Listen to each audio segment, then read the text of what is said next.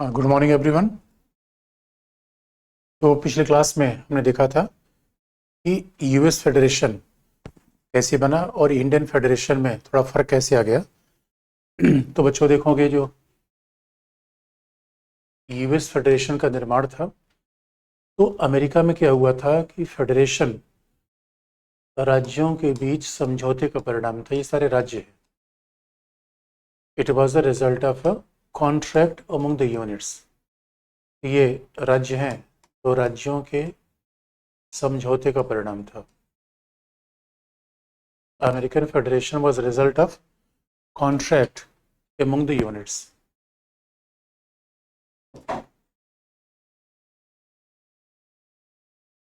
Contract among the state.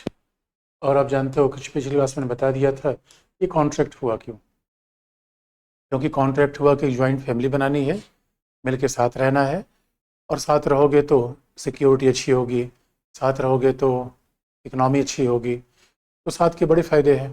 हाँ, power share करना पड़ेगा। इसलिए अब देखोगे अमेरिका में फेडरेशन के पावर कम हुए, राज्य के पावर ज़्यादा हुए। वहाँ राज्यों ने अपना संविधान बना लिया था, तो वहाँ राज्यों ने वही पावर फेडरेशन को दिया। इसलिए अब देखोगे दोस्तों, इसे हम फेडरेशन कहते हैं, जिसे संघ कहते हैं, वो सच मानो उसका वो लैटिन शब्द कॉन्ट्रैक्ट से बना हुआ है। अमेरिका में जो फेडरेशन आया, और इसे कहा भी जाता है, मैंने पहले बताया था, फेडरेशन में क्या होता है, बड़े सारे समूह आपस में मिल जाते हैं, बड़े सारे ग्रुप्स आपस में मिल जाते हैं, तो उसे हम कहते हैं फेडरेशन। संयोग की बात है कि अमेरिका में जो फेडरेशन था वो कैसे बना था, तमाम राज्यों ने मिलकर ये फेडरेशन बनाया था। तो समझौते का परिणाम था, कॉन्ट्रैक्ट के परिणाम था। इसका मतलब राज्यों ने पावर किसको ट्रांसफर किया, फेडरेशन को। तो राज्यों ने कहा कि राज्यों से पूछा कि भाई क्या क्या ट्रांसफर करोगे, तो उन्होंने कहा देखो अपना संविधान हमारे पास रहेगा, लैंड रहेगा, हेल्थ रहेगा। उनसे पूछा गया क्या क्या ट्रांसफर करोगे, तो उन्होंने कहा कि देखो ये ठीक है, डिफेंस हम ट्रांसफर कर सकते हैं, जो कॉमन विषय है, रक्षा, कम्युनिकेशन, संचार, तो रक्षा होगा, संचार होगा, ये ऐसे साझे विषय हम ट्रांसफ़र कर देंगे। और मान लो कि बैंकिंग, रेल, मतलब भाई जो पूरे अमेरिका के लिए जिनका महत्व है वो हम ट्रांसफ़र कर देंगे। बाकी सारे राज्य अपने विषय अपने पास रखेंगे। अब सवाल है, इसका मतलब अमेरिका में राज्यों को बड़ा फ्रीडम था। अमेरिका में हर राज्यों का अपना संविधान है।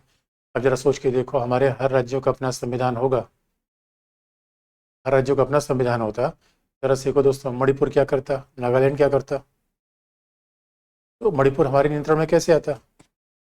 और अगर हम हिस्ट्री की बात करें तो बच्चों, कैबिनेट मिशन में हमारे यहाँ एक ऐसा फेडरल गवर्नमेंट बनाने का प्रपोजल दिया गया था जो कि कम से कम अमेरिका जैसा होता। लेकिन आप जानते हो, लेकिन हम जानते हो, अब किसी जितेंद्र ने पूछा है कि बीच में उठा, नहीं नहीं जितेंद्र, तुम पिछली क्लास को कर लेना, और हमने वहीं से बात शुरू की है जहाँ पिछली क्लास खत्म, हम वहीं से बात शुरू करते हैं जहाँ से पिछली क्लास खत्म करते हैं मेरे बच्चे। इसलिए तुम थोड़ा रखो, अरे जवानी में यार तुम लोगों को याददाश्त कम हो गई लगता है। जवान बच्चों की याददाश्त कम नहीं होनी चाहिए। तो ये यहाँ तक हमने बताया, जहाँ से मैं बताता हूँ वहीं से आगे बढ़ाता हूँ। तो अमेरिका का ये संविधान बनाने पर हमारे यहाँ बड़ी प्रॉब्लम थी। आप देखोगे हमारे यहाँ कश्मीर में केवल एक अपना संविधान था। कश्मीर में केवल एक ऐसा राज्य था जिसका अपना संविधान था, और वो भी खत्म कर दिया, क्योंकि पता चला हमने उसको अपना संविधान दे दिया कश्मीर को, तो उन्होंने कहा भाई अलग होंगे, सेपरेशन। इसीलिए मेरे बच्चों, अमेरिका में कहा गया, अमेरिका में सिस्टम अलग था, लेकिन आप याद रखो फेडरेशन का मतलब कॉन्ट्रैक्ट होता है। और ये भी आपको ध्यान देने की बात है कि कॉन्ट्रैक्ट में ये कहा गया कि न तो संघ राज्यों के नाम आकार बदलेगा। यानी अमेरिका में राज्यों के नाम क्या है, न्यूयॉर्क, तो न्यूयॉर्क को संघ तब तक नहीं बदल सकता नाम को जब तक राज्य न कहे, और राज्य कहेगा क्यों। यानी वहां तो किसी राज्य के नाम, भूभाग को भी कभी नहीं बदल सकता। वो राज्य के नाम, भूभाग को भी कोई नहीं बदल सकता बिना राज्यों की अनुमति के। लेकिन कॉन्ट्रैक्ट में बात कही गई थी कि न तो राज्य अलग होगा और न संघ राज्यों के नाम भूभाग को बदलेगा। इसका मतलब यही तो समकक्षता है, यही तो समानता है। इसलिए आप देखोगे अमेरिका में संघ राज्य बिल्कुल समान स्थिति में है। अमेरिका में हर चीज़ का विभाजन है, एवरीथिंग इज डिवाइडेड। अब सवाल है कि हमारे यहाँ जो कॉन्स्टिट्यूशन बना वैसा नहीं था।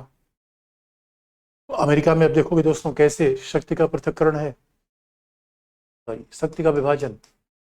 अमेरिका में कैसा शक्ति का विभाजन है, डिवीजन ऑफ पावर अमेरिका में कैसा है। तो आप देखोगे कि संघ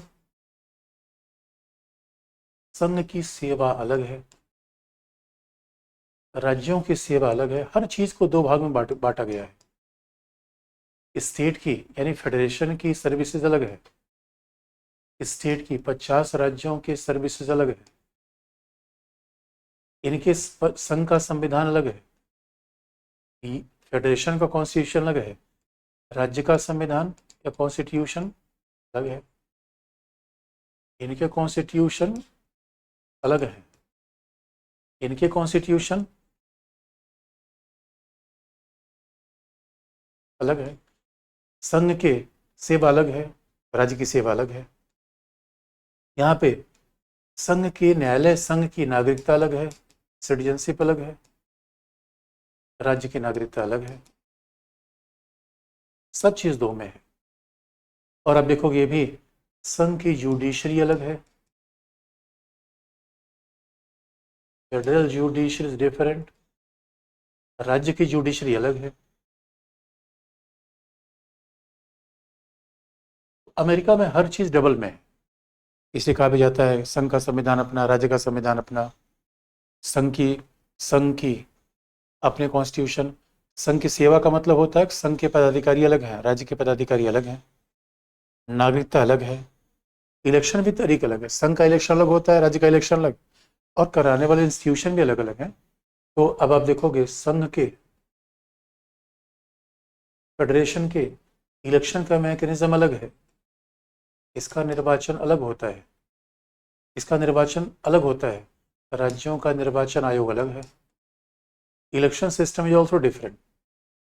और आप देखोगे जैसे संघ का राष्ट्रपति निर्वाचित होता है, president of federation elected by the people, वैसे ही राज्य का भी राष्ट्रपति होता है, राज्य का कोई गवर्नर, राज्य का होता है गवर्नर, और governor of state is elected by the people. तो वहाँ गवर्नर भी वैसे निर्वाचित होता है जैसे राष्ट्रपति निर्वाचित होता है। इसलिए जरा सोच के देखो, अमेरिका में ऐसा कोई प्रोविजन नहीं है कि राष्ट्रपति गवर्नर को धमका दे, गवर्नर भी इलेक्टेड है, प्रेसिडेंट भी इलेक्टेड है, गवर्नर भी इलेक्टेड है, प्रेसिडेंट भी इलेक्टेड है, निर्वाचन सिस्टम अलग अलग है, संविधान, जब संविधान ही अलग अलग है बच्चों, तो आप देख लो कि वहाँ हर सिस्टम दो सेट में है, इसलिए अकाउंटिंग, ऑडिटिंग, सब चीज़ अलग अलग है। क्योंकि इसलिए ऐसा किया गया कि अमेरिकन कॉन्स्टिट्यूशन बना कैसे था, राज्यों के आपसी समझौते से। लेकिन इंडियन कॉन्स्टिट्यूशन ऐसा नहीं बना, इंडियन कॉन्स्टिट्यूशन कनाडा के मॉडल पर बना हुआ है। इंडियन कॉन्स्टिट्यूशन कैसे बना हुआ है, देखो कि ये आपने देख लिया, हर चीज़ दो में है, फिर फेडरेशन में हर चीज़ विभाजन होना चाहिए, तो राज्य की शक्तियाँ अलग हैं, संघ की शक्तियाँ अलग हैं। यानी अमेरिका में सोच भी नहीं सकते कि राज्य ने कोई कानून पारित किया और राज्यपाल ने रिजर्व कर लिया, सवाल ही पैदा नहीं होता। और सवाल है कि अमेरिका में तो स्वाभाविक तौर पर, यूएस में तो गवर्नर अपना मालिक है, उसका अपना कॉन्स्टिट्यूशन है, गवर्नर को वही मामला आएगा प्रेसिडेंट से जहाँ कोई वार हो जाए, कोई विदेशी मामला हो, अन्यथा गवर्नर किसी बात के लिए पूछने की जरूरत नहीं है। अच्छा, ये भी जरूरत है क्योंकि अमेरिका जो 50 राज्य हैं सबकी इकोनॉमी ठीक है दोस्तों, हमारी अमेरिका में बड़ा फ़र्क है। अमेरिका जितने 50 स्टेट्स हैं सबकी अपनी इकोनॉमी है, सबका अपना इकोनॉमिक सिस्टम है। हमारे तो नागालैंड 100 रुपये ख़त्म करेगा तो 90 रुपये संघ की सहायता लेता है, 100 रुपये में 90 रुपये तो गवर्नमेंट ऑफ इंडिया देती है। हमारे यहाँ तो नॉर्थ ईस्ट के बड़े सारे राज्य हैं जो कि अपना पैसा तक नहीं निकाल पाते, और तब किस बात का सीएम। इसलिए आप देखोगे बच्चों, अमेरिका में सीएम और पीएम जैसा कोई पद नहीं होता, प्रेसिडेंशियल गवर्नमेंट है वहाँ पे। वहाँ प्रेसिडेंट, जैसे प्रेसिडेंट पावरफुल है वैसे गवर्नर। तो वहाँ तो किसी भी तरीके से, जैसे आप देखते हो हमारे यहाँ क्या है कि संघ सरकार ने सीबीआई चला दिया राज्य के खिलाफ, संघ सरकार ने 356 लगा दिया, यानी वहाँ अनुच्छेद 356 जैसा कोई बात ही नहीं, वहाँ राष्ट्रपति शासन लगता ही नहीं, आपातकाल हो ही नहीं सकता। नहीं, वहाँ राज्य के अधिकार को कटौती करना लगभग इम्पॉसिबल है। वहाँ तो राज्य का अधिकार खत्म नहीं हो सकता। एवरी स्टेट इज इंडिपेंडेंट, हर राज्य स्वायत्त है। तो लेकिन हम बस ये बात है, हर राज्य संघ से भागेगा नहीं, समझौते का पार्ट था। राज्य नहीं कहे नहीं भैया मैं तो संघ से जा रहा हूँ, मैं तो भाग रहा हूँ, ये किसी को पावर नहीं दिया गया। ये बड़ी इंटरेस्टिंग बात है। वहाँ एक federal services, state services, federal judiciary, state judiciary, हर चीज़ दो पार्ट में। इसलिए हमारे जितने संघ राज्य के बीच झगड़े आते हैं वो वहाँ ही नहीं है। वहाँ अच्छा उसका कारण है कि 50 राज्य इंडस्ट्रियलाइज हैं, अपने उनके पास पैसे हैं। अब ये नहीं कि वो बिडेन साहब के पास देख रहे हैं कि भैया 2-4 रुपए दो फिर काम चलेगा, वो सब लफड़ा उनके पास ही नहीं है, तो बादशाह है अपने आप में। लेकिन इसलिए आप देखोगे जब हम इंडिया को सोचते हैं कि इंडियन कॉन्स्टिट्यूशन का कॉन्टेक्स्ट अलग है भाई। हमारे यहाँ पता चला कि हमारे यहाँ तो कुछ राज्य अमीर हैं, कुछ राज्य गरीब हैं, कुछ राज्य जरूर से ज़्यादा गरीब हैं। अमेरिका में कम से कम हर राज्य के पास एक आर्थिक स्थिति है, हर राज्य औद्योगिक है, हर राज्य अपने आप इंडिपेंडेंट है। और दोस्तों अमेरिका में तो ऐसा देश है, क्या कमाल का देश है। आज भी वहाँ पे पॉपुलेशन डेंसिटी 7 है, 7 सॉरी 37 पॉपुलेशन, मतलब वहाँ पे आज भी जनसंख्या घनत्व तो 37 है, यानी 1 किलोमीटर स्क्वायर एरिया में केवल 37 लोग रहते हैं। सोचो हमारे 450 है। इसे हम तो युवा बच्चों कहते हैं, बच्चों जाओ अमेरिका रहो, पूरा जगह ही जगह है, पूरा बंगलो बना के रहो। अमेरिका बड़ा संपन्न है, तो वो मॉडल हमारे यहाँ कहाँ चलेगा बच्चों। यहाँ तो बिहार कहता है हमें स्पेशल दर्जा दे दो, फिर कोई और कहता है हमें स्पेशल दर्जा दे दो। यार कमाल की बात है, किसको किसको स्पेशल दर्जा दे दे।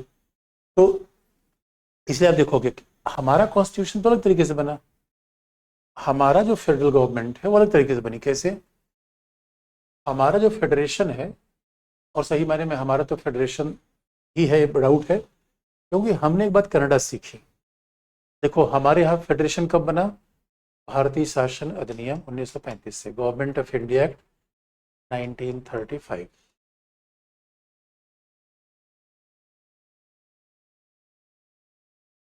गवर्नमेंट ऑफ इंडिया एक्ट 1935 हमारा फेडरल गवर्नमेंट अंग्रेजों ने बनाया। तो आप जानते हो समझौता था ही नहीं, हमारे फेडरल गवर्नमेंट में दोस्तों समझौता थोड़ी था। अरे हमारे फेडरल गवर्नमेंट में क्या हुआ, केंद्र सरकार ने कहा भाई बड़ा भारत बड़ा विशाल है, राज्यों को थोड़ा अलग अधिकार दे दो, सब राज्य अपने आप मस्ती से अधिकार देखते रहे। इसके लिए हमने क्या किया कि हर राज्य को अधिकार दे दिया। तो उसमें क्या किया गया, गवर्नमेंट ऑफ इंडिया 1935 हमने किया कि भाई देखो एक ही केंद्र सरकार से एक हमने सेंट्रल गवर्नमेंट बना ली, इसे संघ सरकार कह लो। इसी केंद्रीय सरकार के साथ साथ संविधान से हमने प्रांत भी बना दिए, 11 प्रांत बना दिए, प्रोविंसेस। तो दिस वाज सेंट्रल गवर्नमेंट। तो सेंट्रल गवर्नमेंट के साथ साथ क्या कर दिया हमने, स्टेट्स बना दिए। और उस समय हमने स्टेट कहो, प्रोविंसेस कहो, तो हमने 11 राज्य बना दिए। और इन 11 राज्यों को 7-7 शक्तियां दे दी गई। बात ऐसा करना बच्चों, हमारे संघवाद का में राज्यों की कोई भूमिका नहीं थी। अमेरिका में पहले राज्य थे फिर संघ था, ध्यान में रखने की बात है। हमारे यहाँ पहले केंद्र आया। आप कहोगे सर संघ के लिए केंद्र भी यूज कर दे। वैसे बच्चों देखो केंद्र शब्द का प्रयोग करना थोड़ा सा ऑब्जेक्शनेबल तो है। केंद्र का मतलब है कोई परिधि है, यहाँ कोई भाई सब समानांतर है, केंद्र का हम यूज कैसे करें। फिर भी सामान्य बात कही जाए तो लोग कहते हैं केंद्र भी प्रयोग कर सकते हैं, अगर ऐसा केंद्र कह दिया कोई बड़ी बात नहीं है। लेकिन आप कहोगे कि अमेरिका में क्या है, अमेरिका में संघ राज्य समानांतर है, भारत में भी संघ राज्य समानांतर है।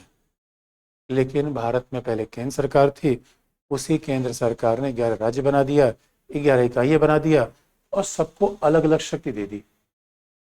बस ध्यान रखने की है कि दोस्तों केंद्र ने राज्य बनाया, लेकिन राज्य केंद्र पर निर्भर नहीं होंगे, बात ध्यान रखने की है। राज्य केंद्र पर निर्भर नहीं होंगे बल्कि केंद्र के समानांतर होंगे, साथ साथ चलेंगे। क्योंकि जहां निर्भर हो जाएगा संघात्मक शासन होगा नहीं। यानी संघ राज्य के बीच भारत में भी शक्ति का विभाजन है, स्वतंत्र न्यायपालिका है, सर्वोच्च लिखित संविधान है। ये फीचर भारत में भी है, फीचर अमेरिका में भी है। केवल हमारा संघ उस तरीके से नहीं बना है जैसे अमेरिकन संघ है, बनने केवल फर्क है। हमने समझौता नहीं किया, और ये मॉडल हमने लिया था कनाडा से। हमने जो मॉडल लिया कनाडा से लिया, और कनाडा में भी पहले ब्रिटेन की सरकार थी, हमारे यहाँ भी ब्रिटिश सरकार ने संघ बनाया। और ब्रिटिश सरकार से पूछा गया भाई संघ क्यों बना रहे हो, तो उन्होंने कहा भाई प्रशासन थोड़ा अच्छा हो जाए, एक ही केंद्र से शासन आना ठीक नहीं है, अगर राज्य मुख्यमंत्री आ जाएंगे, उनकी स्वायत्ता आ जाएगी तो शासन ठीक चलेगा। अब जरा देखिए, अगर ऐसा ही मान ले, कनाडाइयों ने पहला ऐसा कर लिया था, ब्रिटेन की सरकार कनाडा में थी और इस ब्रिटिश सरकार ने ऐसे ही कनाडा बना दिया था, तो कनाडाइयों ने क्या किया, अपने संघवाद में संघ शब्द नहीं लिखा। कनाडाइयों से पूछा गया आप क्या लिखोगे, उन्होंने लिखा, उन्होंने कहा भाई देखो हम यूनियन शब्द का प्रयोग करेंगे।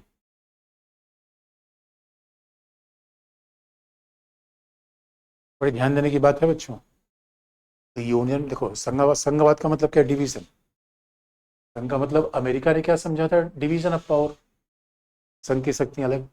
यूनियन में तो एकता दिखती है। अब तो कनाडाइयों ने यूनियन शब्द का प्रयोग क्यों कर लिया। कनाडाई से पूछा गया भाई यूनियन क्यों प्रयोग कर रहे हो, कनाडा ने कहा देखो यूनियन एकता का प्रतीक है। कनाडाई से कहा गया देखो यूनियन एकता का प्रतीक है, और वो एकता का प्रतीक है मतलब है लोगों का विभाजन नहीं रखोगे, यानी विभाजन तो रहेगा, लेकिन विभाजन से ज़्यादा महत्व हम किसे देंगे, यूनिटी को, एकता को। इसी कनाडाई संविधान में संघ शब्द के बजाय किस शब्द का प्रयोग कर दिया, यूनियन। लेकिन कनाडा में भी, अमेरिका में भी और भारत में भी सवाल है कि संघ की मूल विशेषता जैसी है, दोनों जगह शक्ति का विभाजन है, सर्वोच्च संविधान है, लिखित संविधान है, स्वतंत्र न्यायपालिका, ये कोई फैक्टर हर जगह है। लेकिन यहाँ यूनियन लिखने का दो कारण था। यूनियन शब्द पहला बताता है हमारा संविधान अमेरिका जैसे समझौते का परिणाम नहीं है। क्यों समझौते का परिणाम नहीं है, हमारा संविधान ऐसे बना ही नहीं। और यूनियन से दूसरा मतलब होता है कि हम संघ को ज़्यादा शक्ति देना चाहते हैं। तो दोस्तों हम एक ऐसी फेडरल फैमिली बनाएंगे जहां ताऊ को थोड़ी ज़्यादा शक्तियां दे देंगे। इसलिए दोस्तों हमारे मोदी जी पावरफुल हैं। अमेरिका में बिडेन नहीं है, अमेरिका में बिडेन किसी गवर्नर को धमका नहीं सकते, हमारे मोदी चाहे जब चाहे किसी मुख्यमंत्री को लाइन हाजिर कर दे। ये हमने जानबूझकर किया। अब मान लो दोस्तों हम फेडरल फैमिली बना रहे हैं और हमने सोचा चलो ताऊ को, चुन्नू मुन्नू को, सबको एक जैसी शक्तियाँ दे दिए, और पता चला कि चुन्नू मुन्नू ने हंगामा कर दिया, कहा नहीं हम मोबाइल देखेंगे, मोबाइल देखने से मना करोगे तो हम भाग जाएंगे। अब बताओ क्या किया जाए। इसलिए यूनियन शब्द इस बात का प्रतीक है कि हमारे संघ सरकार थोड़ी ज़्यादा पावरफुल रहेगी। यूनियन इस बात का प्रतीक नहीं है कि हम राज्य को शक्ति नहीं देंगे, राज्य निर्भर रहेगा, नहीं। इसलिए यूनियन का मतलब संघ ही कह लो। और जरा क्वेश्चन पेपर हम देखना और न्यायपालिका का निर्णय देखो। जब न्यायपालिका से पूछा गया कि भाई भारतीय, जब न्यायपालिका से पूछा गया एसआर बोमई केस में, बड़ा फेमस केस है, आपको बताएंगे भी, न्यायपालिका से पूछा गया एसआर बोमई केस में, तो न्यायपालिका ने कहा संघीय शासन भारतीय संविधान का आधारभूत ढांचा है। और ध्यान सुनना बच्चों, न्यायपालिका ने कहा फेडरल गवर्नमेंट संविधान का आधारभूत ढांचा है, न्यायपालिका ने यूनियन शब्द का प्रयोग नहीं किया। Judiciary said that federal government, न्यायपालिका ने कहा संघीय शासन संविधान का आधारभूत ढांचा है। न्यायपालिका ये तो नहीं कह रही है कि वो यूनियन का शासन होगा। इसका मतलब है यूनियन में, फेडरेशन में अंतर केवल ऐतिहासिक है, अंतर केवल शब्दों का है, और अंतर केवल इस बात का है कि यूनियन में संघ की शक्तियां ज्यादा होंगी, फेडरेशन में संघ राज्य बिल्कुल समानांतर होंगे। लेकिन यूनियन में थोड़ी संघ की शक्तियां ज्यादा करेंगे। और दोस्तों इसका मतलब है कि हमारे यहाँ परिस्थितियां अलग थी। जरा देखो हमारे यहाँ अगर यूनियन की शक्तियां ज्यादा ना होती तो नागालैंड नहीं टकरा पाता, यूनियन की शक्तियां ज्यादा ना होती तो मणिपुर, हमारे पंजाब के भाई जब देखो दिल्ली ही जाम कर देते हैं। यूनियन की शक्तियाँ ज़्यादा न रही होती कश्मीर रह पाता। इसलिए बच्चों, ये संविधान निर्माताओं का विजन था कि भाई भारत के सामने सबसे बड़ी चैलेंज क्या था? राष्ट्रीय एकता अखंडता बनाए रखना। यकीन मानो बच्चों, संविधान सभा के सामने सबसे बड़ा चैलेंज क्या था? Unity and integrity of state, unity and integrity of India. आज तो हमारे बच्चे, अब आज भी देखो उतने खतरे हैं। इसलिए यूनियन शब्द क्या दिखाता है? हम संघ है पहला, संघ की सारी विशेषताएं भारत में है। इसलिए मैंने उच्चतम न्यायालय का हवाला दिया कि न्यायालय ने भी यूनियन और फेडरेशन के बीच कोई अंतर नहीं माना है। बस यूनियन दो कारण से हमने यूज नहीं किया। पहला, हमारा संविधान समझौते से नहीं बना है जैसा यूएस का है, और थोड़ा हमारे यहाँ यूनियन के पावर ज्यादा रहेंगे, संघ की शक्तियां ज्यादा रहेंगे। वो कैसे आपको दिख जाएगा। इसीलिए हमने कनाडा से सब शब्द का प्रयोग किया। इसलिए देखो बच्चों, हमारे संविधान में फेडरेशन शब्द का प्रयोग नहीं है। संविधान के आर्टिकल 1 को आप देखो तो संविधान के आर्टिकल 1 में लिखा गया है, India that is Bharat shall be union of state. India जो भारत है वो राज्यों का यूनियन होगा। तो सच मानो यूनियन का हिंदी अनुवाद तो संघ ही है। अब यूनियन का सच मानो हिंदी अनुवाद तो संघ ही है। इसलिए न्यायपालिका ने कहा कि भाई यूनियन कहो संघ कहो आपकी मर्जी है, क्योंकि हमारी परिस्थितियां अलग थी, अमेरिका जैसी नहीं थी, तो हम फेडरेशन क्यों रखें, नाम क्यों रखें, विशेषता सारी रखेंगे। क्योंकि फेडरेशन शब्द का मतलब समझौता है, हमारे यहाँ तो ऐसा हुआ नहीं। और इसलिए अब देखो अमेरिका में 50 राज्यों, आपने सुना कोई राज्य कह रहा हो कि मैं भाग जाऊंगा, कोई राज्य कह रहा है मैं अलग हो जाऊंगा। अमेरिका में कभी ऐसा नहीं हुआ, हमारे तो ऐसा होता है। इसलिए हमने कनाडाई मॉडल को प्रभावित हुए और हमने यूएन शब्द रख दिया। बाकी संघवाद की विशेषताएं हमारे यहाँ भी वही है, अमेरिका में वही है, लेकिन अमेरिका की तुलना में हमारे यहाँ, अब ये बात सच है, हमारे यहाँ शक्ति का विभाजन आप जानते हैं। इस यूनियन हमने इसलिए रखा, इस संघ थोड़ा शक्तिशाली रहेगा। तो कैसे आप देखोगे दोस्तों, देखो इंडिया में क्या है, भारत में शक्ति का विभाजन, इंडिया में थोड़ा डिवीजन ऑफ पावर संघ के पक्ष में किया गया है। क्यों? पहले बात आप देखोगे, इसलिए कहा भी जाता है भारतीय संघ में पहला सेंट्रलाइजेशन की टेंडेंसी है, केंद्रीकरण की प्रवृत्ति है। या कुछ लोग कहते हैं ये केंद्रीकरण नहीं बल्कि कुछ एकात्मक शासन का फीचर है। अमेरिका में ऐसा नहीं है। हमने शक्ति बंटवारे में संघ को ज्यादा शक्तियां दे दी, संघ को ज्यादा शक्तियां दे दी तो पहले सेंट्रलाइजेशन का फीचर है।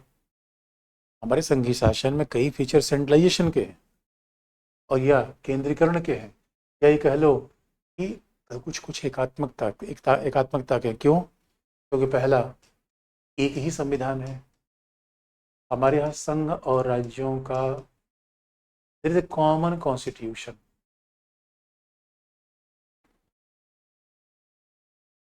अब अमेरिका में देख लो बच्चों, अमेरिका में क्या है, अलग अलग संविधान है। हमारे यहाँ 28 राज्यों का और संघ का संविधान एक ही है, तो सेंट्रलाइजेशन हो गया। और आप जानते हो संविधान एक होने का फायदा क्या है, संविधान में संशोधन की मूल शक्ति तो पार्लियामेंट के पास है। कुछ मामलों में राज्यों से पूछा जाता है, लेकिन संविधान में अमेंडमेंट करने का पावर तो पार्लियामेंट के पास है, और अमेरिका में ऐसा नहीं है। इसलिए अब देखोगे हमने क्या किया, एक संविधान बना दिया, और दूसरा संघ के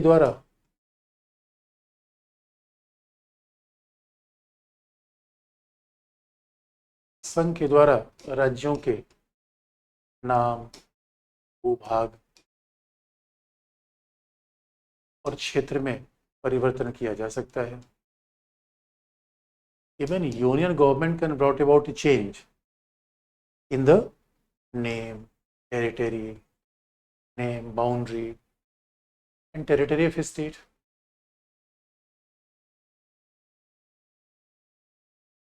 या देखो लिखा हुआ आर्टिकल 3 में, भारत में संघ के द्वारा, संसद के द्वारा नाम, भूभाग, क्षेत्र।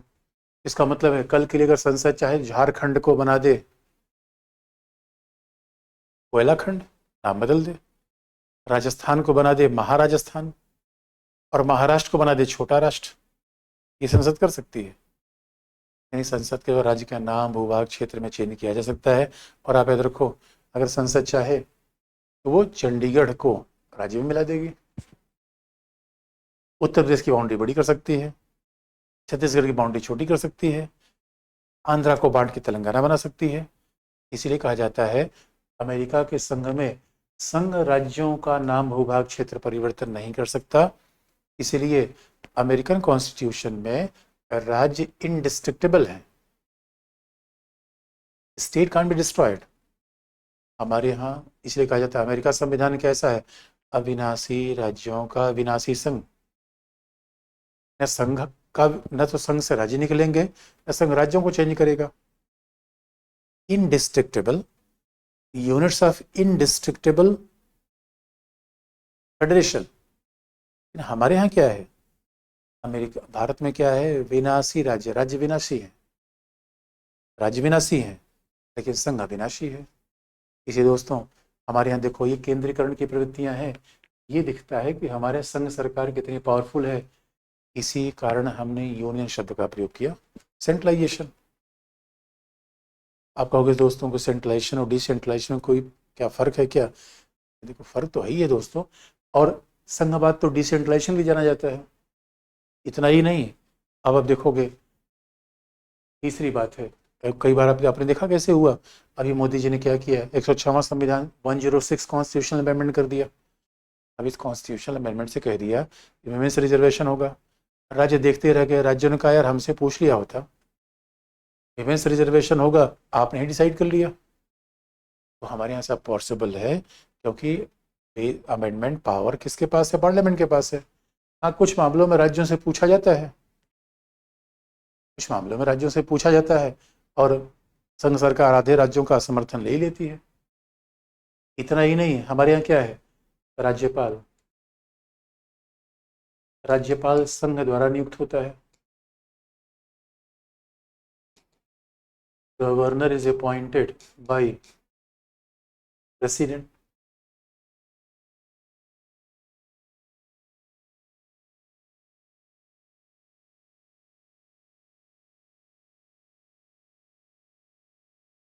Governor is appointed by the president. तो हमारे यहाँ देखो अमेरिका में क्या है, राज्य का गवर्नर बाकायदा राज्य की जनता से निर्वाचित होता है, तो वो जो चाहेगा करेगा, उसका अपना कॉन्स्टिट्यूशन है, उसकी अपनी जनता है, वो जो चाहे करेगा। लेकिन यहाँ तो हमारे गवर्नर, अभी आपने देखा होगा तमिलनाडु में मामला हुआ, रवि साहब ने, तमिलनाडु के गवर्नर जो पहले एक IPS ऑफिसर रह चुके हैं, रवि साहब ने विधानसभा में भाषण पढ़ने से मना कर दिया। उनका बेकार का, मैं एक तोता हूँ क्या जो जो लिखोगे भाषण पढ़ दूंगा, भाषण नहीं पढ़ूंगा। बड़ा सवाल है यार, हमारे यहाँ गवर्नर साहब अगर ऐसा करते हैं तो अब करना कुछ कर ही नहीं सकते हम।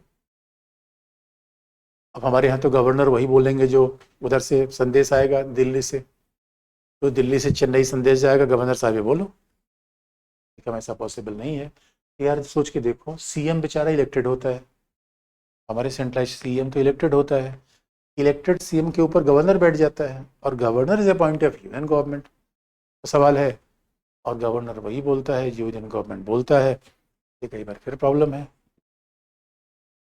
यहाँ फिर प्रॉब्लम आ रही है। तो फिर सेंट्रलाइजेशन इतना ही नहीं बच्चों, बाकी मामलों में तो भी आपातकाल तो आगे आपको बताएंगे, आपातकाल में तो शक्तियाँ ही बिल्कुल डिवीजन ऑफ पावर खत्म हो जाता है।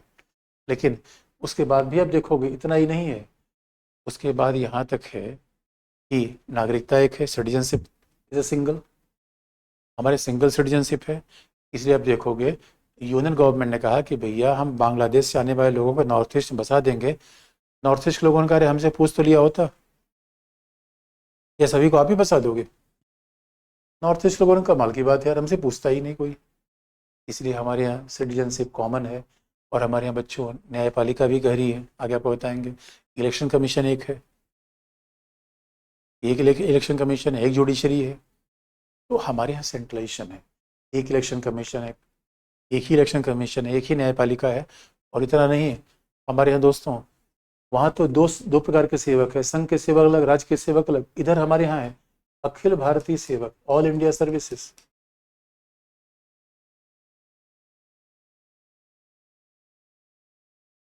ऑल इंडिया सिर्फ IAS, IPS और Indian forest service IFS, Akhil Bharatiya सेवक है। ये ऑल इंडिया सर्वेंट्स हैं, IAS, IPS, IFS, और आप देखोगे अखिल भारतीय सेवा अगर ये हैं तो ये क्या करते हैं, ये मूलतः अपॉइंटेड होते हैं, ये राष्ट्रपति के अधीन काम करते हैं। आईएएस, आईएएस का बॉस सीधे पीएम होता है। आप कहोगे सर नहीं, ये तो आईएएस राज्यों में राज्यों के डीएम है, वही आप कह रहे हो ना। हमने कहा हाँ बच्चों, ये राज्यों के डीएम ही है, लेकिन अगर चाहे कभी संघ सरकार चाहे इनको अपने पास बुला सकती है। देखो जो राज्यों के पीसीएस हैं उन पे मुख्यमंत्री कंट्रोल है। हाँ ये बात सच है कि राज्यों में जब आईएएस अपॉइंट होते हैं तो ट्रांसफर वगैरह मुख्यमंत्री करता है, ट्रांसफर को तो मुख्यमंत्री करता है, लेकिन हकीकत का मामला ये है कि इनके खिलाफ सेवा से बर्खास्तगी सीएम नहीं कर सकता। इनको सेवा से बर्खास्त एक्सपल्सन करने की जिम्मेदारी संघ सरकार की है, क्योंकि आईएएस प्रधानमंत्री के प्रति उत्तरदायी होता है, आईपीएस गृह मंत्री, और फॉरेस्ट सर्विस, फॉरेन सर्विस नहीं, फॉरेस्ट वन सेवा पर्यावरण मंत्रालय। यार आप कहोगे एक ये अखिल भारतीय सेवा मतलब कौन है? ये मुख्यमंत्री का आदमी है, पीएम का आदमी है, दोनों का आदमी है, और मूलतः पीएम का है, क्योंकि इसको हम दिल्ली में भी पॉइंट कर देते हैं, राज्य में भी पॉइंट कर देंगे, ये स्वाभाविक रूप में। अब मान लो जो आज पीएम का प्रिंसिपल सेक्रेटरी है वो आईएएस है, वो कभी किसी राज्य कैडर में था, गुजरात कैडर में था, वो गुजरात कैडर का आईएएस था और बाद में दिल्ली में आ गया। पीसीएस का तो ऐसा नहीं होता। इसलिए अगर आप देखोगे अमेरिका में क्या है, एक संघ सेवा, एक राज्य सेवा है। हमारे यहाँ तीन सेवाएं हैं। एक है केंद्रीय, जो है रेल, डाकतार, केंद्रीय है। दूसरा है, दूसरी सेवा कौन सी है, राज्य की है, जो आपने देखा होता है राज्य आरटीओ या जो पीसीएस है। तीसरी सेवा अखिल भारतीय सेवा है। अखिल भारतीय सेवा का अपने आप सेंट्रलाइजेशन है, क्योंकि अखिल भारतीय सेवकों को नियुक्त करने की जिम्मेदारी ये केंद्र की होती है, वही प्रेसिडेंट के द्वारा अपॉइंटेड होते हैं, और संघ सरकार कई बार इनको बुला भी लेती है दिल्ली। संघ सरकार जब चाहे तब इनको बुला लेती है दिल्ली, और इसलिए भी बड़ा बवाल हुआ था, राज्यों ने कहा भाई ये कौन सी बात है, और अभी संघ ने कहा था कि अब इनको जब चाहेंगे तब दिल्ली बुला लेंगे। राज्यों ने कहा ऐसा ऐसा नहीं चलेगा, क्योंकि आप जब चाहेंगे तब इनको दिल्ली नहीं बुला पाएंगे, हमारा भी तो कुछ अधिकार है। इसलिए ये सेंट्रलाइजेशन कुछ टेंडेंसी है दोस्तों, सेंट्रलाइजेशन टेंडेंसी और भी है, लेकिन चूंकि हम सब जब ये बात ध्यान रखना, लिखने में हम हर बात नहीं लिख पाते, बताने में तो हर बात बता सकते हैं, लिखने में सबसे इम्पोर्टेंट ये भी लिखने का तरीका है। कई बार जब बच्चे लिखते हैं आंसर तो उनका बहुत बड़ा होता है आंसर, वो हर चीज़ लिख देना चाहते हैं। नहीं बच्चों, अब मान लो सेंट्रलाइजेशन की टेंडेंसी कभी आपसे पूछी जाए तो हर चीज़ तो आप लिख नहीं पाओगे, कुछ ही चीज़ तो आप लिख पाओगे। इसलिए बात कही जाती है कि हम हर चीज़ नहीं लिख सकते, भाई कुछ चीज़ लिख लेंगे, बाकी तो आप इलेक्शन कमीशन भी एक है, जुडिशरी भी एक है, सीएजी एक है, सब एक है। इसलिए हमने सेंट्रलाइजेशन की टेंडेंसी रखी। तो आप कहोगे सर ये बताओ सेंट्रलाइजेशन की टेंडेंसी है या फेडरल सिस्टम भी है, क्या है? तो बच्चों हमारे यहाँ दोनों है। अब आप अमेरिका में कंपेयर कर लो, और एक बात और भी बड़ी ध्यान से देखने की है, अमेरिका में न केवल संघ राज्य के बीच बराबरी है, बल्कि राज्य राज्य के बीच बराबरी है, क्योंकि हर राज्य को 2 रिप्रेजेंटेशन है। अमेरिका में न केवल संघ राज्य के बीच में इक्वलिटी है, राज्यों के बीच में भी है। राज्यों के बीच में इक्वलिटी है क्योंकि वहाँ पे क्या है, हर राज्य के पास 2 रिप्रेजेंटेशन है। हर राज्य को, जब चाहे वहाँ बड़ा राज्य हो छोटा राज्य हो, हमारे राज्यसभा में क्या है, यूपी को 30 तो नागालैंड को 1। अमेरिका के 50 राज्यों का रिप्रेजेंटेशन 2 है, इसलिए वहाँ पे अपर हाउस में, सीनेट में हर राज्य के 2 रिप्रेजेंटेशन है। इसे अमेरिकन फेडरल सिस्टम में क्या है, संघ राज्य के बीच समानांतर, राज्य राज्य के बीच समानता। हमारे संघीय व्यवस्था में बहुत ध्यान सुनने की बात है बच्चों, there is no equality among the state, राज्यों के बीच समानता नहीं है, संघ राज्य के बीच समानता है। तो ये सेंट्रलाइजेशन की टेंडेंसी है। आप कहोगे सर ये बताओ, इसलिए बच्चों बार बार, इसलिए बच्चों आप देखो बार बार क्या कहा जाता है, भारत का संघीय शासन, आधा संघीय शासन, अर्ध संघीय, क्वासी फेडरल। इसी कारण लोग कहते हैं भारत का संघ, अभी तो मैंने 200 का एग्जाम्पल बताया, अनुच्छेद 200 वगैरह, 249, बहुत सारे और से एग्जाम्पल है, अभी तो मैंने एक सिंपल आपको बात बता दी। इसलिए आलोचक कहते हैं कि यार भारत का संविधान तो आधा संघीय है। आधा संघीय, इसका पूरा संघीय कौन है, अमेरिका का। ये अब आधा संघीय है, लेकिन बच्चों आप याद रखना हमारा संविधान आधा संघीय नहीं है। अब ये बात ठीक है, सेंट्रलाइजेशन टेंडेंसी है, और वो सेंट्रलाइजेशन टेंडेंसी इसलिए है कि हम एकता बना पाए, क्योंकि बच्चों ही देखोगे अगर हम एकता नहीं बना पाएंगे तो क्या बांटेंगे।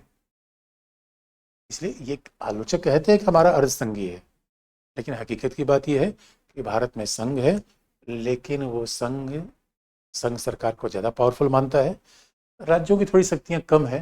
तो आप कहोगे सर ठीक है, अब इसमें संघवाद का लक्षण क्या है? नागरिक आपने सेंट्रलाइजेशन तो बता दिया, अब संघवाद के क्या लक्षण है? तो आप देखोगे संघवाद के लक्षण बड़े सिंपल से हैं हमारे यहाँ। तो सेंट्रलाइजेशन है, इसे भारत का संघ अपने आप में विशिष्ट है, और हमें बच्चों हमें अमेरिका से सर्टिफिकेट लेने की जरूरत थोड़ी है। अगर हमारी न्यायपालिका ने कह दिया कि भारत में संघीय शासन है तो ठीक है। लेकिन अब आप कहोगे सर ठीक है, फिर संघीय लक्षण क्या है? केंद्रीकरण तो आपने बता दिया।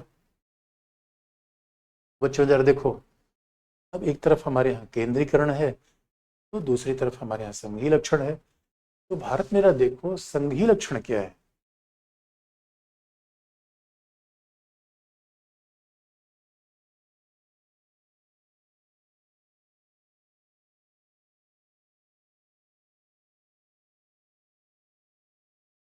भारतीय संविधान में फेडरल फीचर्स क्या है? देखो यहाँ हमने यूनियन शब्द का प्रयोग नहीं किया, क्योंकि यूनियन फेडरेशन को हम पर्याय के रूप में मान रहे हैं। ऐतिहासिक विवाद एक अलग बात है। नहीं तो अब देखोगे भारत में संघीय शासन क्यों है बच्चों? इसे ठीक है, सेंट्रलाइजेशन ज़्यादा है, और सेंट्रलाइजेशन इसलिए ज़्यादा है कि हमारी आवश्यकताएं अलग अलग है, मैंने बता दिया। लेकिन भारत में संघीय फीचर क्या है बच्चों? ये देखो कैसे। अरे भाई, एक तरफ मोदी जी हैं और एक तरफ दीदी है, एक तरफ संघ है दूसरी तरफ राज्य है मेरे बच्चों। इसलिए आप देखोगे 7 शेड्यूल में 7वीं अनुसूची में बाकायदा संघ की शक्तियां अलग लिखी गई हैं, संघ सूची अलग है, राज्यों की सूची अलग है। लेकिन आप जानते हो थोड़ा हमारे डिवीजन में थोड़ा सा मामला अलग किया गया है। अमेरिका में संघीय संविधान में केवल संघ सूची का प्रयोग है, बाकी सारी पावर राज्यों के पास है, क्योंकि वहाँ हर राज्य का अलग संविधान है, तो राज्य सूची का सवाल ही पैदा नहीं होता। लॉजिकली समझने की बात है बच्चों। अगर कोई पूछे कि अमेरिकी संघीय संविधान में राज्य सूची क्यों नहीं है, राज्य सूची क्यों होगा?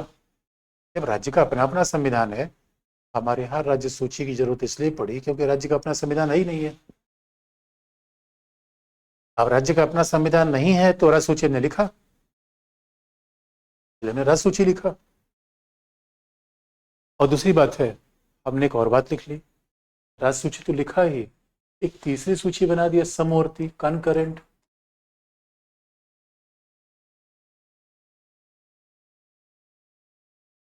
एक तो हमने स्टेट लिस्ट बना दी, एक यूनियन लिस्ट बना दी, और एक हमने कह दिया कनकरेंट। अब ऐसा अमेरिका में नहीं है, और हमने कनकरेंट में कह दिया, कनकरेंट का मतलब है ठीक है, यही तो डिवीजन ऑफ पावर है। तो राज्य सूची में क्या विषय है?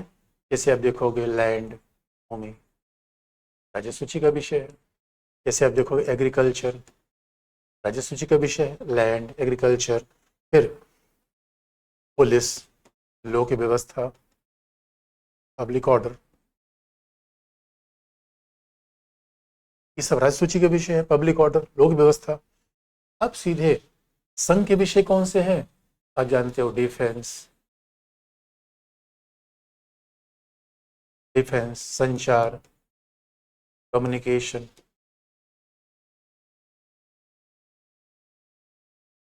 डिफेंस, संचार, उसके बाद विदेश, फॉरेन अफेयर्स,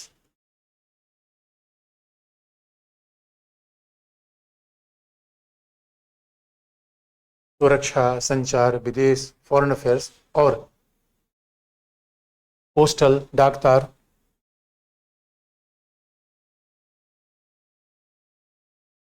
ये सब संघ के विषय है। वैसे भी जानने का बड़ा अच्छा तरीका है, कभी आप देखोगे, वो ध्यान से देखा होगा, विदेश सेवा, भाई यूक्रेन में छात्रों के निकलने की जिम्मेदारी किसकी थी? मोदी जी की थी। अब आप देखोगे अबू धाबी मोदी जी गए हैं, भाई अबू धाबी से कोई समझौता करना होगा, मोदी जी करेंगे। अब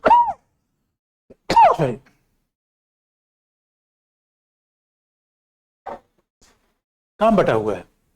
रेल चलाने की जिम्मेदारी इसलिए देखो, जो वंदे भारत मोदी चलाते हैं, जहाँ वंदे भारत हो झंडा दिखाने पहुंच जाएंगे मोदी जी।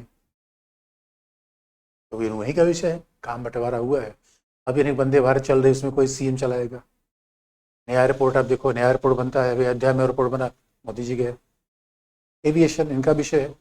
इसे आप न्यूज़ में ध्यान से भी देखोगे तभी आपको पता चल जाए कौन कौन किसका विषय है। और सारे विषय को याद करने की आवश्यकता नहीं है, लेकिन कई बार जो बहुत महत्वपूर्ण विषय होता है बन जाता है। लेकिन अभी देखोगे उत्तराखंड ने यूसीसी वाला कानून बनाया। इसका मतलब है कंकरेंट विषय क्या है, अब पुलिस है, कृषि है, भूमि है, ये सब राज्य के पास है।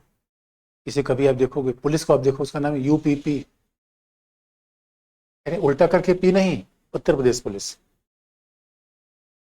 उत्तर प्रदेश पुलिस, फिर बिहार पुलिस, राज्य जी का विषय है।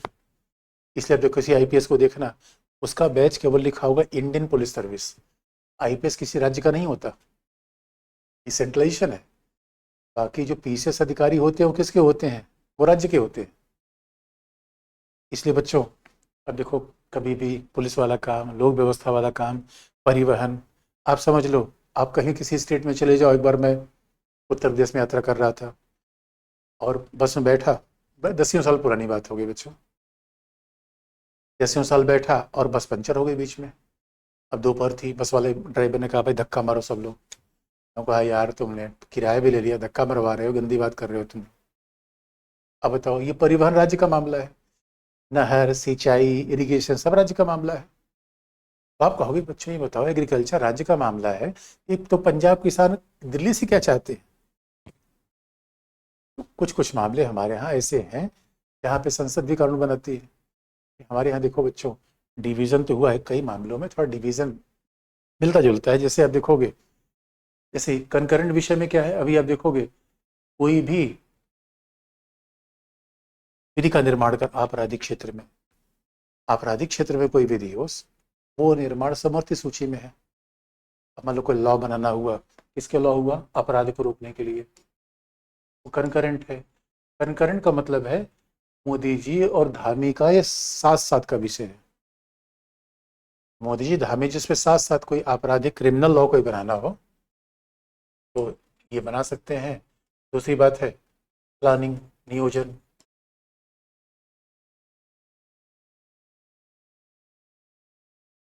उसके बाद है बिजली, इलेक्ट्रिसिटी। उसके बाद है ये एजुकेशन, शिक्षा, ये समूर्ति सूची का विषय है। पॉपुलेशन कंट्रोल समूर्ति सूची का विषय है।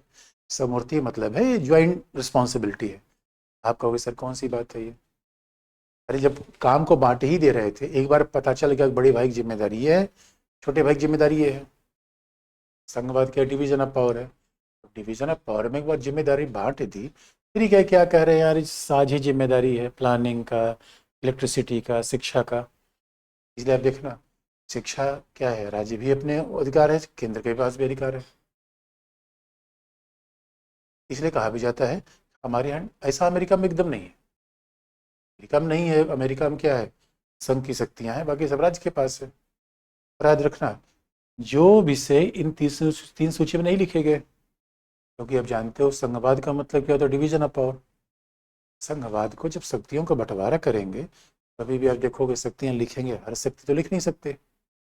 इसलिए तय किया गया जो नहीं लिखी गई शक्ति होगी उसे कहेंगे अवशिष्ट शक्ति, रेसिड्यूरी पावर।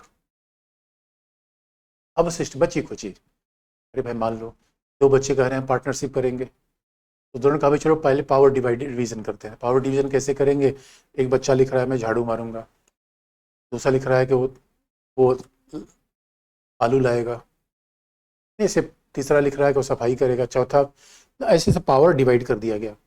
लेकिन मान लो कुछ ऐसा पावर, आपके कमरे में कोई गेस्ट आ गया, अब पेपर में नहीं लिखा था कि क्या कौन सी पावर होगी, जो पेपर में नहीं लिखा था वही होगा अवशिष्ट शक्ति। अब ये साइबर क्राइम पहले था ही नहीं, आज आ गया। सर्विस टैक्स पहले नहीं था। तो जो अवशिष्ट शक्तियां होंगी वो सीधे मोदी जी के पास चली जाएंगी। Residuary power belong to the union government. तो भाई यूनियन शक्तिशाली हो ही जाता है। और समवर्ती सूची दोनों के पास है, लेकिन मान लो कि धामी जी और मोदी जी टकरा गए, दीदी और मोदी जी टकरा गई। दोस्तों आप याद रखो, मोदी के पास रेल है, राज्यों के पास बस है। तो बस और रेल टकराएगा तो कौन जीतेगा? रेल जीतेगी। इसलिए ये बात कही गई है आर्टिकल 254 में, समवर्ती सूची पर विधि बनाने का अधिकार दोनों का है, लेकिन दोनों की विधि में टकराव हो जाए तो हम प्राथमिकता देंगे संघ सरकार की विधि को। तो प्राथमिकता किसको दी जाएगी? यूनियन गवर्नमेंट को, इंडियन गवर्नमेंट के लॉ को प्रायोरिटी दी जाएगी।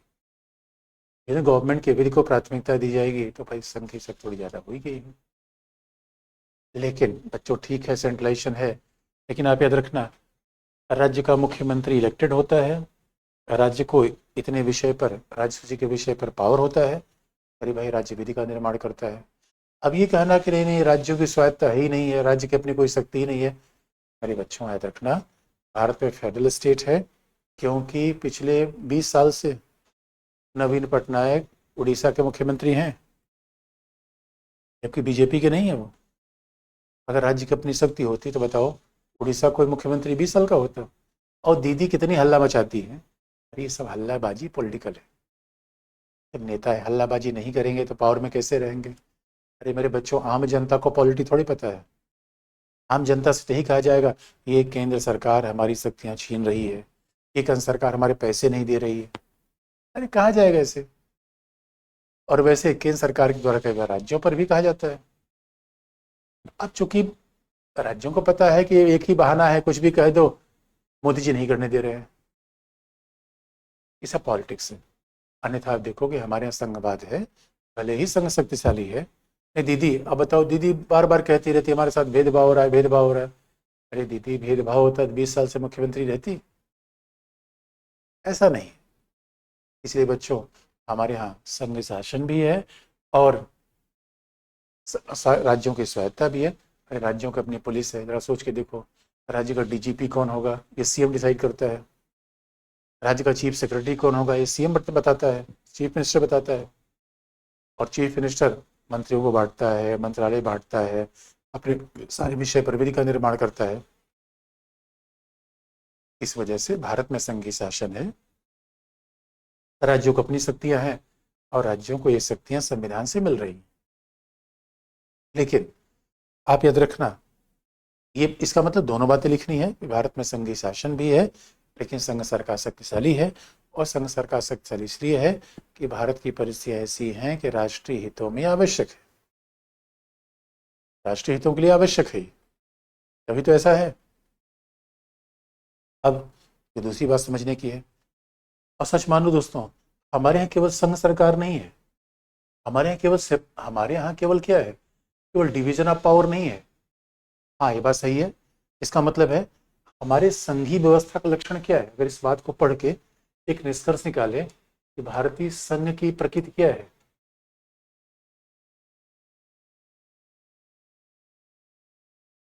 भारतीय संघ की प्रकृति क्या है, नेचर ऑफ फेडरेशन क्या है इंडिया का? तो बच्चों भारतीय संघ की प्रकृति क्या है, नेचर ऑफ फेडरेशन क्या है? कि पहला शक्तिशाली संघ सरकार है, we are having powerful union government,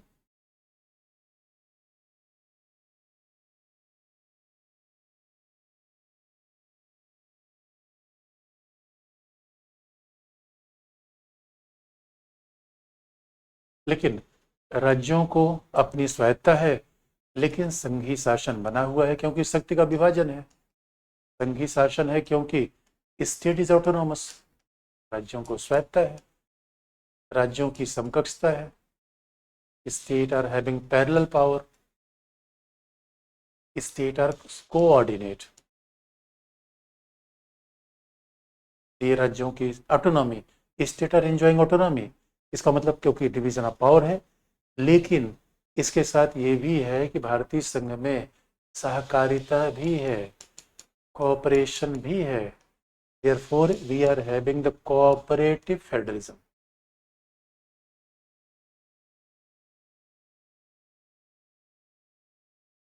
हमारे यहाँ सहकारी संघवाद है, सहकारी कहो सहयोग कहो, इसे इंडियन फेडरेशन नेचर क्या पहला हम संघ है, लेकिन इसका मतलब है अब कहा जाए कि अर्धसंघात्मक तो नहीं। हाँ सेंट्रलाइजेशन है, ये बात सही है, हम आधा संघ नहीं है, we are not quasi federation, क्योंकि तो अमेरिकन ने आलोचना की है, केसी वेयर एक विद्वान थे, वो अमेरिकन थे, इज क्रिटिसाइजिंग। अब देखोगे ये संघीय शासन में राज्यों की समकक्षता जरूरी है, और हमारे यहाँ ऐसा है, हमारे तो ऐसा ही है। और दूसरी बात है, लेकिन हमारी एक और विशेषता, सब सहकारी। नहीं दोस्तों, संघवाद का मतलब केवल डिवीजन ऑफ पावर थोड़े होता है। अरे डिवीजन ऑफ पावर आप कैसे करोगे? मान लो घर में डिवीजन ऑफ पावर कर लिया, और मम्मी पापा ने कहा कि ठीक है हमारा डिवीजन ऑफ पावर होगा, अरे कहीं कहीं सहयोग तो करना पड़ेगा बच्चों। अरे मान लो डिवीजन ऑफ पावर क्या है, हमारा हाथ के काम अलग है, पैर काम अलग है, कॉपरेशन चाहिए कि नहीं चाहिए? अरे मेरे बच्चों, अब मान लो डिवीजन ऑफ पावर कैसे करोगे? मोदी जी कह रहे हैं रेल चलाएंगे, दीदी कह रहे हैं कि हम जमीन नहीं देंगे, कैसे मामला बनेगा? इसीलिए ये फेडरेशन टीम इंडिया की तरह काम करना चाहिए। ये फेडरेशन कैसा काम कर, सबका साथ सबका विकास, ऐसे फेडरेशन काम करता है। इसका मतलब अब जरा सोच के देखो, भाई लैंड का विषय किसके पास है? राज्य के पास है। रेल का विषय किसके पास है? संघ के पास है। अब संघ कहेगा हम एयरपोर्ट बनाएंगे, राज्य कहेगा लैंड नहीं देंगे। इसे समवर्ती सूची किस इसका बात का प्रमाण है? सहकारी संघवाद, we are having cooperative federalism. इस तरह सोच के देखो, अगर अब देखो राज्य की पुलिस है, राज्य की पुलिस है, फिर भी माओवाद के खिलाफ हमने क्या लगा रखा है? माओवाद के खिलाफ हमने संघ ने सीआरपीएफ लगा रखा है। अब CRPF central reserve police force, ये तो संघ के साथ संघ की सेवा है, इसके बावजूद दोनों साथ मिलकर काम कर रहे हैं। इससे बच्चों, बिना साथ मिले काम नहीं हो सकता। उधर सोच के देखो, जब मोदी जी विदेश जाते हैं तो विदेश से लोगों को कहते हैं भारत में आके इन्वेस्टमेंट करो, इन्वेस्टर कहाँ आएगा? गुजरात आएगा, महाराष्ट्र आएगा, बंगाल आएगा। इसलिए बच्चों, ये है हमारे संघ की प्रकृति, एक ओवरऑल पिक्चर है हमारे संघ की प्रकृति। अब जरा अलग अलग मुद्दों पर और बात करेंगे, संघ के बीच झगड़ा क्यों होता है, कैसे मामला बनता है। अब जरा बच्चों तुम लोग सवाल पूछ लो। ये हमने देखा दिया कि संघ का नेचर क्या है, संघ की प्रकृति क्या है। अब जरा देखो बच्चों,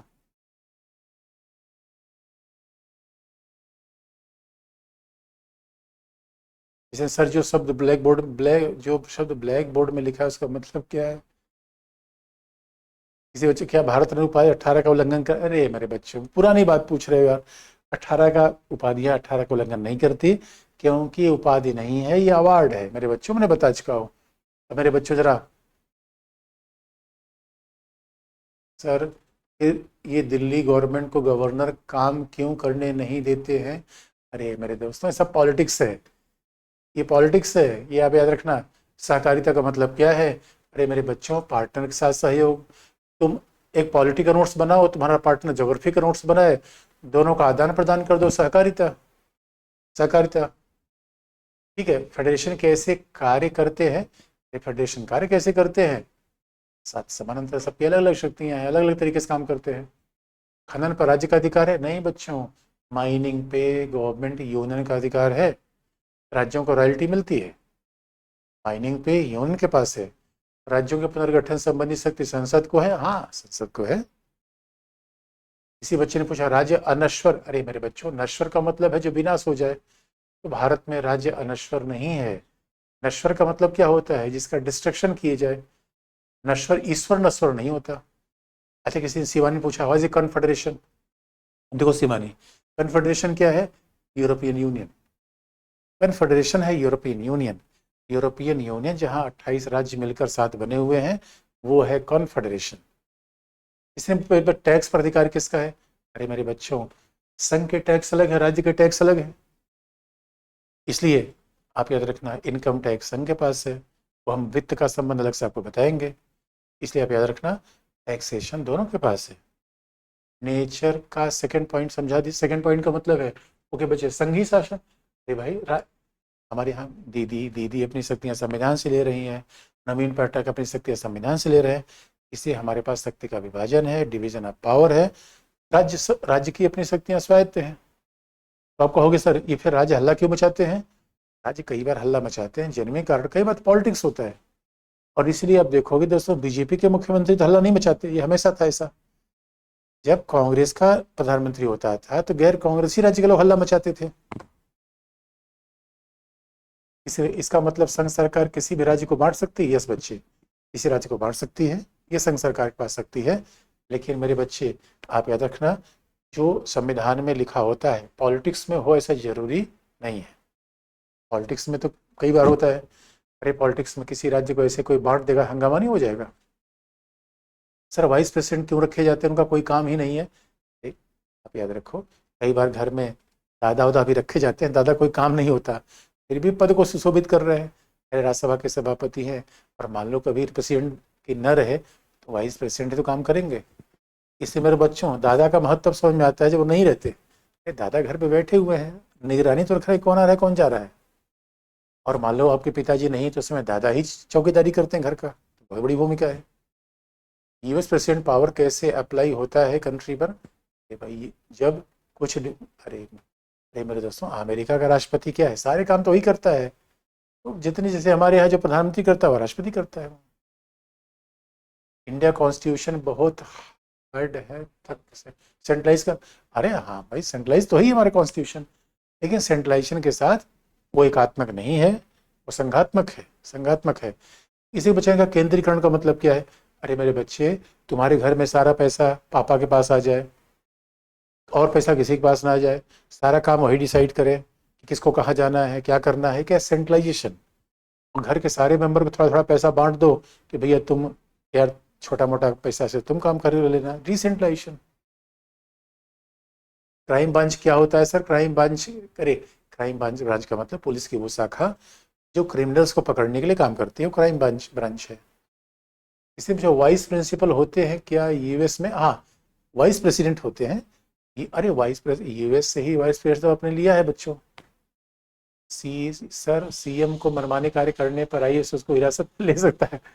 अरे मेरे बच्चों, तुम ये पूछ रहे हो कि दरोगा एसपी को हिरासत में ले सकता है।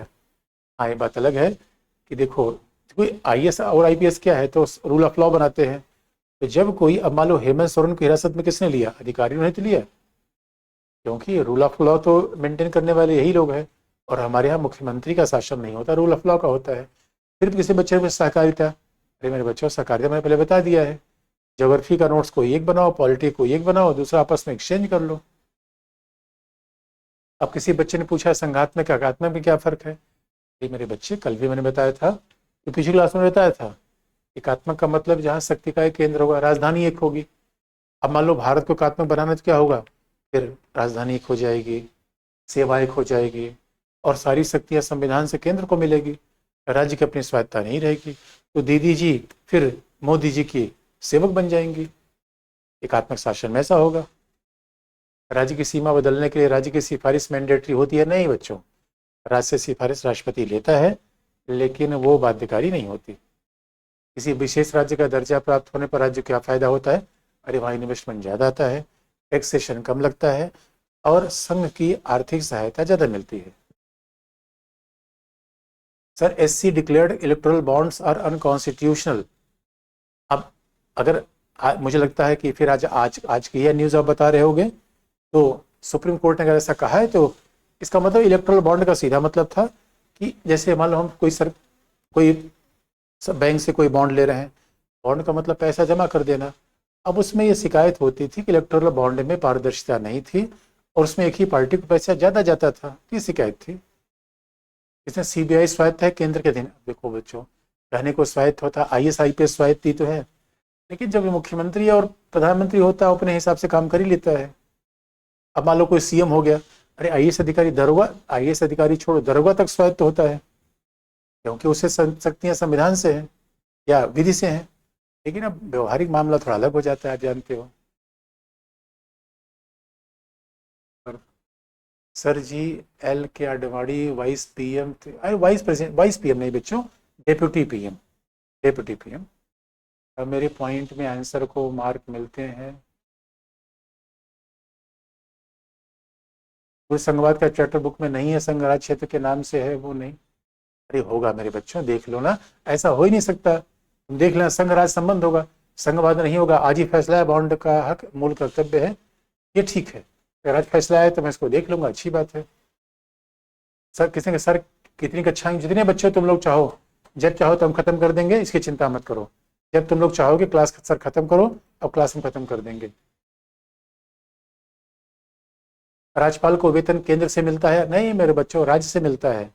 राज्यपाल को वेतन राज्य से मिलता है। कि किसी ने बच्चा कोरम क्या होता है? अरे मेरे अवधेश मेरे बच्चे, कोरम का मतलब होता है वो न्यूनतम संख्या जिसके बाद सदन की कार्यवाही शुरू होती है। अब मान लो क्लास में कोरम नहीं होता, हमारे पास जितने बच्चे आते हैं उतने से क्लास शुरू हो जाती है। किसी बच्चे ने पूछा ब्रिटेन में कैसी सरकार है? एकात्मक, एकात्मक संसदीय। यूएस में राज्य में आपातकाल लागू? नो नो नो, यूएस में संविधान में आपातकाल नहीं है बच्चों, संविधान में नहीं है। कनाडा में कैसी सरकार है? संघवाद।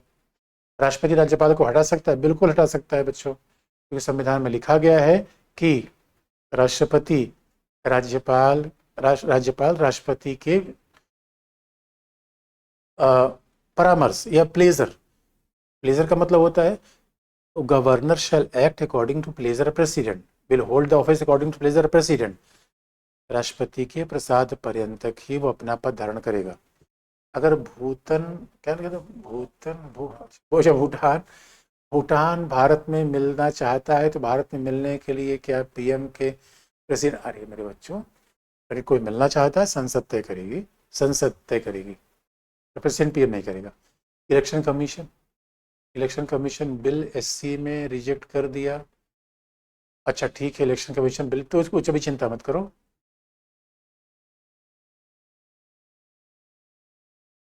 और बच्चों कोई सवाल?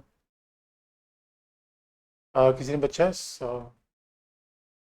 डिलिमिटेशन कब हुआ था प्लीज कंफर्म? अरे मेरे बच्चों गुड्डू, मैंने बता दिया है, गुड्डू गुड्डू ही रह गया। मैंने बता दिया है डिलिमिटेशन कब होता है, कितनी बार होता है।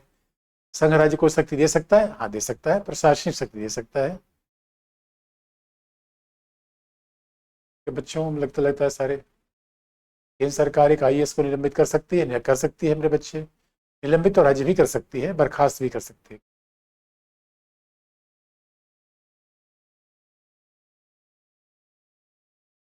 इसी फजल अली आयोग क्या था? 56 में राज्य पुनर्गठन आयोग का नाम था फजल अली। फजल अली के चेयरपर्सन में बना था और फजल अली आयोग ने राज्य के पुनर्गठन की सिफारिश किया था। बिहार में आरजेडी के 3 विधायक एनडी को सपोर्ट दिए थे विधानसभा में, उन पर दल बदल कानून लागू नहीं होता है।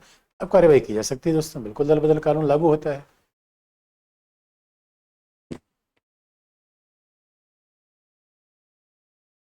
ओके मेरे बच्चों, फिर ठीक है, बाकी कल। थैंक्स लॉट बच्चों। काजल ने कहा सर ये लोग रिवीजन, देखो काजल कितनी अच्छी बच्ची है, रिवीजन करके आती है। ऐसे सारे बच्चों से हम कहते हैं खूब रिवीजन करो, खूब पढ़ो, खूब आगे बढ़ो, तभी तो बात बनेगी। ओके थैंक्स लॉट बच्चों, थैंक्स लॉट।